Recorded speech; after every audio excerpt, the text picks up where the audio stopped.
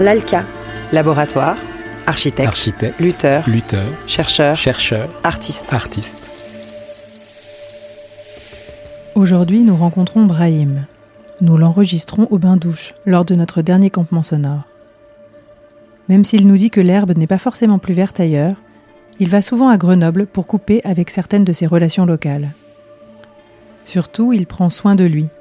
L'essentiel dans son sac, c'est une veste, ses papiers, et surtout un déodorant antitranspirant 48 heures pour que ça reste plus longtemps, nous dit-il.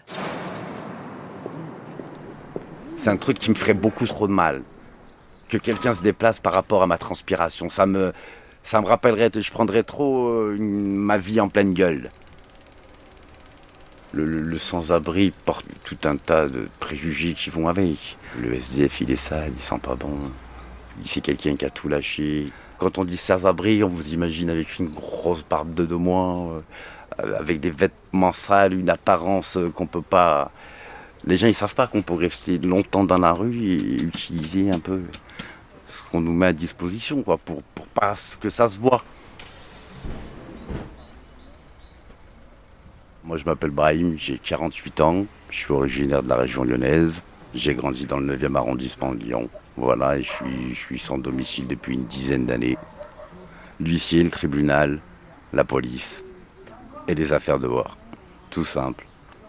Le parcours, il fait que j'ai trouvé des liens dans la rue. La rue, elle me plaisait à un moment donné. Voilà, j'aimais bien la solidarité avec les gens. Donc j'arrivais à vivre sans souffrir de la rue à une époque. Après, c'est devenu un petit peu plus difficile. Voilà, sinon, nous, on a de la chance, on a une chouette ville. On a de quoi se restaurer, il y a des points de distribution, des points pour prendre soin de soi. Et voilà, et c'est ce qui fait qu'on sombre pas complètement. Quand on vit un bain-douche, quand on sort de la douche, on est comme tout le monde. La nuit, on l'a oublié, même si elle est difficile. La douche du matin, elle permet de tourner la page un peu. Voilà, et puis ça permet à certains de pouvoir maintenir une activité. Si on n'est pas bien, on n'est pas présentable, toutes les portes de la vie vont se fermer, quoi. S'il n'y a pas un minimum d'hygiène personnelle, les bains-douches, ils permettent justement de conserver ça. C'est des structures qui sont vraiment fondamentales. Même si on est SDF, on peut aller à des mariages. T'amènes le costume, tu prends une bonne douche, personne n'y sait, quoi. Parce que chez nous, ils savent pas qu'on est dehors. Il y a des familles où on parle pas beaucoup. On est mieux au bain-douche que chez des proches, par exemple. Parce qu'ici, on va pas me poser de questions On va me dire « Bonjour monsieur, prenez une serviette ».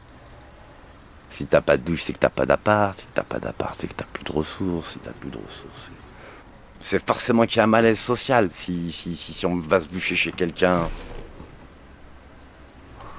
Le lieu où j'ai dormi hier soir, c'est une résidence qui vient d'être construite de 2 étages. C'est complètement fini, ça va être livré aux clients.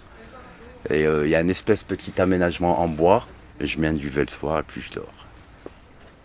Je reste pas trop où il y a des gens qui boivent. Je reste pas trop où il y a des gens que je connais pour leurs excès de violence. J'ai un peu de flair, on va dire ça comme ça. J'ai un côté où je sens un peu le danger quand il vient. Je fais des documents administratifs pour les gens. Depuis des années. Je suis un petit peu un écrivain public. Voilà, mais c'est le cordonnier qui est pas très bien chaussé. On va dire ça comme ça. Je fais les demandes de logements sociaux, mais la mienne, elle est pas à jour. J'aurais pas de soucis financiers si je prendrais un logement. Voilà, je paierais un loyer comme tout le monde, 300-400 euros. J'aurais pas de soucis pour pouvoir payer, quoi. Le logement, toutes les propositions que j'ai pu avoir, le contexte ne me plaisait pas. Il y a des choses que j'ai toujours voulu fuir, à chaque fois on va me remettre dedans. Étant minima sociaux et pas salarié, on va pas me donner un T2 à Confluence. Je pense pas, donc voilà, quoi. On va m'envoyer en zone périurbaine ou je sais pas où. Donc il y a des endroits où c'est compliqué de pouvoir vivre tranquillement. Vous connaissez les phénomènes, c'est encombrement des entrées, etc., quoi. Du bruit jusqu'à point d'heure, quand il fait beau, les bécanes de bon matin, etc., etc. La rue, on peut choisir. Si vous êtes là, vous avez du bruit, vous avez là-bas, il n'y a pas de bruit.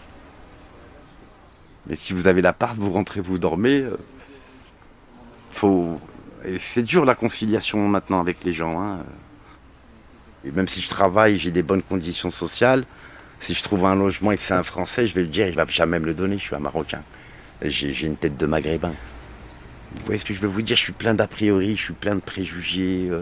Je vais pas dans le 6e arrondissement, je vais pas dans le 5e, je vais pas à Fourvière, je vais pas dans le Vieux-Lyon, je vais pas dans les endroits vraiment où... Vous comprenez? Je vais que à la Duche, à Vénissieux, au Buère, dans les endroits qui me ressemblent, où j'arrive à m'identifier, à me voir dans un miroir. Par exemple, aller boire un café place Croix-Rousse, je peux pas. Bizarre. Après, quand j'étais jeune, j'avais des problèmes dans le milieu de la nuit, je me faisais refouler des boîtes.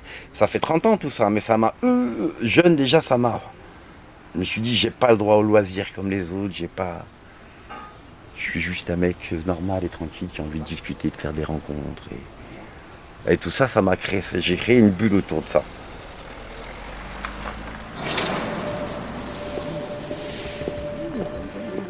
Retrouvez tous les sons sur lalka.org.